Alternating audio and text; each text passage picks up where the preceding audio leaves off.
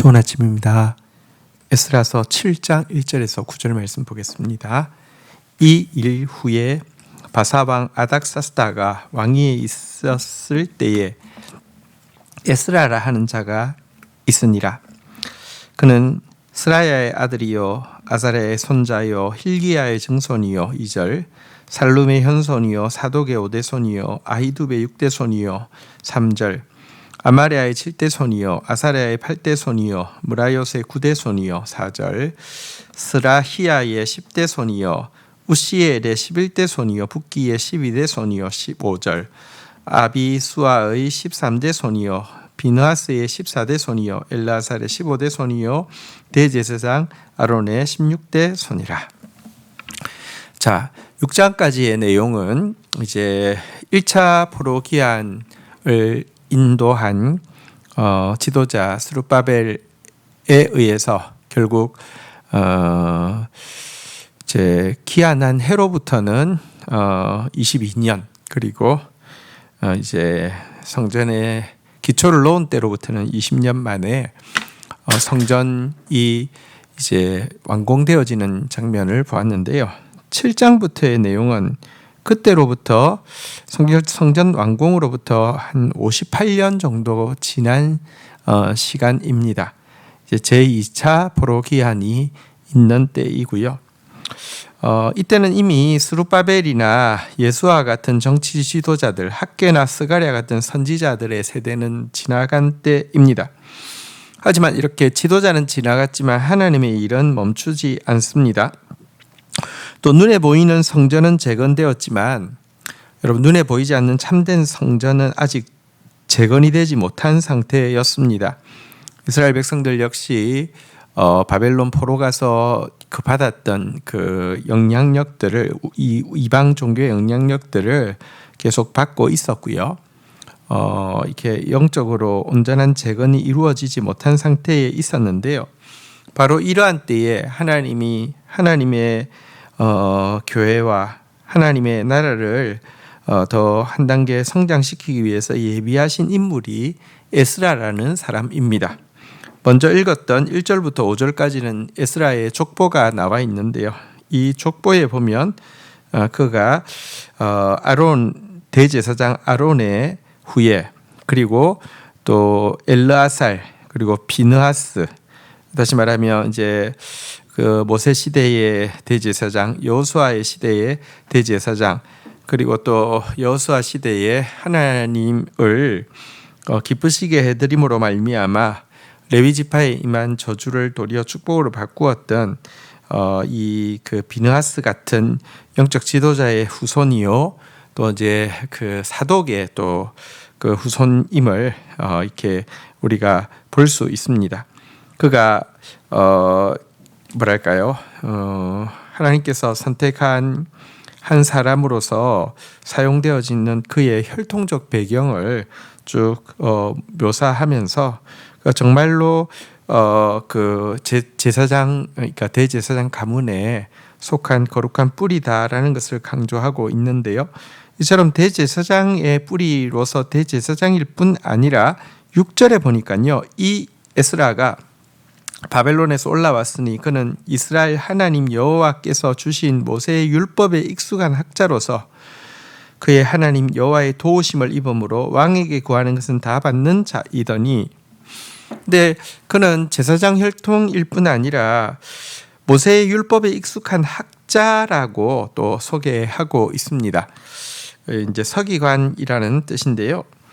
여러분 사실 이제 후대에 가면 대제사장 계열과 또 이 바리새 계열이 이렇게 갈라지게 되죠. 그래서 대제사장은 이제 예배와 관련되어진 부분들에 대해서 이렇게 그 전문성을 가지고 또 이것 가지고 자기의 신분이나 정체성을 가지고 있는 사람이라고 하면 바리새인들은요. 바리새인의 지도자가 이제 서기관이거든요.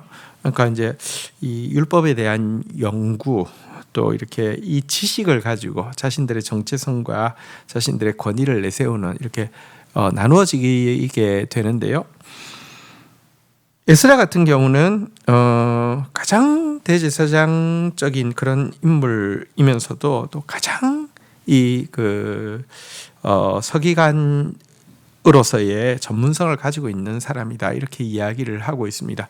사두개파, 바리새파가 후대는 나누어지지만 에스라는 가장 예배에 전문성을 가지고 있고 또 하나님의 이름으로 백성들을 축복하는 데에 이렇게 권위가 있는 인물이었지만 동시에 가장 율법에 익숙하며 율법을 가르치고 율법을 이해하는 데 전문성을 가지고 있었던 인물이다 이렇게 또 이야기하고 있고요.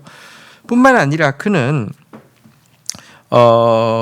왕에게 페르시아 왕 아닥사스다에게 구하는 것은 무엇이든지 다 받는 페르시아에서 아주 높은 정치 지도자의 자리에 있었던 사람이다 이렇게 이야기하고 있습니다.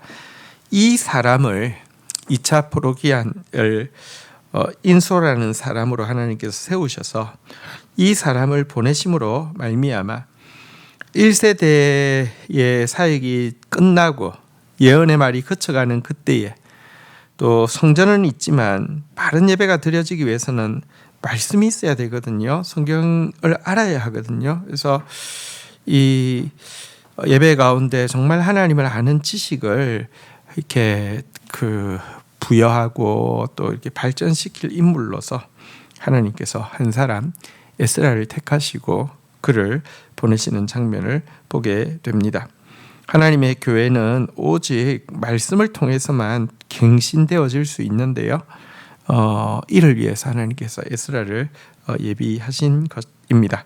자, 이제 7절 한번 보겠습니다. 아닥사스다 왕 제7년에 이스라엘 자손과 제사장들과 레위 사람들과 노래하는 자들과 문지기들과 느디딤 사람들 중에 몇 사람이 예루살렘으로 올라올 때에 8절 이 에스라가 올라왔으니 왕의 제7년 다섯째 달이라. 9절 첫째 달 초하루에 바벨론에서 길을 떠났고 하나님의 선한 손의 도움을 입어 다섯째 달 초하루에 예루살렘에 이르니라. 자, 페르시아 왕에게 구하는 것은 무엇이든지 받는 이 에스라가요. 사실 이제 아닥사스다 왕의 파송을 받아서 이 예루살렘으로 이제 돌아오게 되는 2차 포로기한에 대해서 잠시 기록을 하고 있습니다. 아닥사스다는 앞에서 나온 바대로 사마리아 사람들의 그 참소를 받아 한때 성벽 재건 공사를 중지시키기도 한 인물이지만 그 이후에 에스라를 통하여서 그 성전에 필요한 것을 무엇이든지 다 공급하는 그런 인물로 사용되어지고 있음을 보게 됩니다. 그런데 여기 이제 그가 왕으로부터 모든 이렇게 구하는 것을 다 받게 되는 것과 또 포로 귀환 사실은 이제 많은 사람들을 이끌고 이 도적대가 출몰하는 이 광야 지대를 지나서 이스라엘로 포로 귀환하는 거 만만치 않은 여정인데요.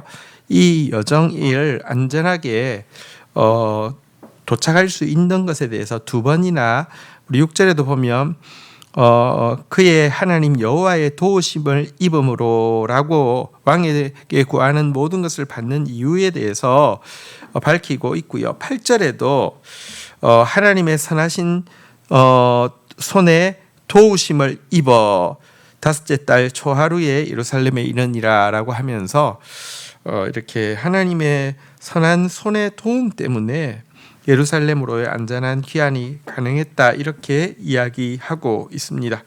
여러분 사실 에스라는 어떤 의미에서 혈통적으로도 굉장히 뛰어나고요. 성경 지식에서도 굉장히 뛰어나고요.